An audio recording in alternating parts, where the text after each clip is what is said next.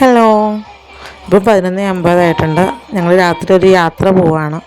ജോസ്മിൻ്റെ birthday ആണ്. ജോസ്മിൻ്റെ birthday എന്ന് പറയുന്നത് എന്ന് പറയുന്നത് അനിയൻ്റെ വൈഫാണ്. ഞാനും ഹസ്ബൻഡും അനിയനും മോളും കൂടിയാണ് പോകുന്നത്. ഞങ്ങൾ അവൾക്കൊരു സർപ്രൈസായിട്ടാണ് പോകുന്നത്. നമ്മളോട് പറഞ്ഞിട്ടോ അങ്ങനെയൊന്നുമില്ല.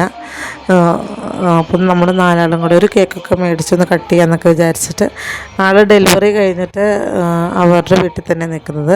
അപ്പോൾ 90 ഡേയ്സ് ആയിട്ടില്ല, കൂട്ടിക്കൊണ്ടുവരാനായിട്ടില്ല. 18 അവളെ കൂട്ടിക്കൊണ്ടുവരും, കൊച്ചിനെയും കൂട്ടിക്കൊണ്ടുവരും. ഇതാണ് നമ്മുടെ വഴി എന്ന് പറയുന്നത്. ഇപ്പോൾ രാത്രി ആയതുകൊണ്ട് ഇതൊരു ഇടവഴിയാണ്. രാത്രി ആയതുകൊണ്ട് ഇച്ചിരി കാമായിട്ടുള്ള റോഡും കാര്യങ്ങളൊക്കെ, ഭയങ്കര വണ്ടികളോ കാര്യങ്ങളോ അങ്ങനെയൊന്നുമില്ല. ഇത് നമ്മൾ പോയിക്കൊണ്ടിരിക്കുന്നൊരു ഇടവഴിയാണ്.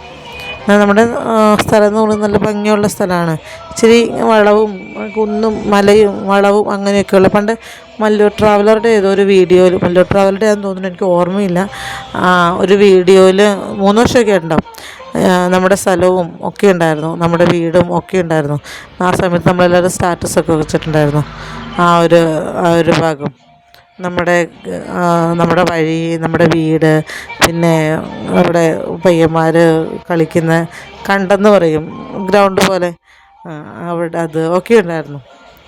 ഇതിപ്പം ജോസ്മിൻ്റെ വീട്ടിലേക്ക് പോകുന്ന അവിടെ ഒരു ഇടവഴിയാണ്.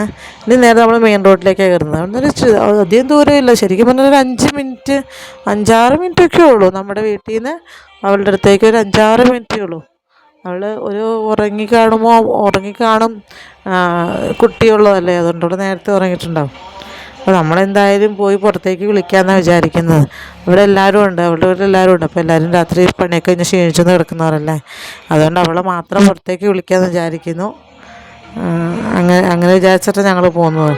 പിന്നെ അകത്ത് വെച്ചുണ്ടാക്കിയാലേ മോളും ഉറങ്ങിയിട്ടുണ്ടാവും, ഇനിയിപ്പോൾ എണീറ്റാൽ ഉറങ്ങാനൊക്കെ പാടായിരിക്കും. അപ്പോൾ അതുകൊണ്ട് പുറത്തുനിന്ന് തന്നെ കേക്ക് കട്ട് ചെയ്തിട്ട് മുറ്റത്ത് വെച്ചിട്ട് വണ്ടിയിൽ തന്നെ വെച്ചിട്ട് കട്ട് ചെയ്തിട്ട് വരാമെന്നാണ് വിചാരിക്കുന്നത്. ഇത് നമ്മുടെ മെയിൻ റോഡാണ്. നല്ല ഭംഗിയുള്ള സ്ഥലമാണ് നമ്മുടെ നാടെന്ന് പറയുന്നത്. നല്ല ഭംഗി കാണാനൊക്കെ. ഒരു ഗ്രാമപ്രദേശമാണെന്ന് വെച്ചാൽ ഗ്രാമപ്രദേശമാണ്, അല്ലേ ടൗൺ ഏരിയ ആണോ എന്ന് വെച്ചാൽ അങ്ങനെയാണ്.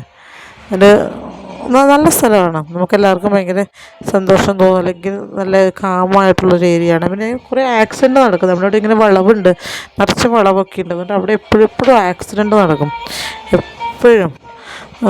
ഇനിയിപ്പോൾ എപ്പോഴെങ്കിലും ഞാൻ കാണിച്ചത്, നമ്മുടെ വീടിൻ്റെ തൊട്ട് മുകളിലൊക്കെ വണ്ടി പറയും. പക്ഷേ അതാ വളവുള്ളതുകൊണ്ട് അറിയാത്തൊരാൾ പെട്ടെന്ന് വരുമ്പം അവർക്ക് വളവ്, ഇത്രയും വളവുണ്ട്, ഇങ്ങനെ ചുരം പോലെയൊക്കെ വളവുണ്ട്, അവർക്ക് അറിയുണ്ടാവില്ല. അങ്ങനെയാണ്.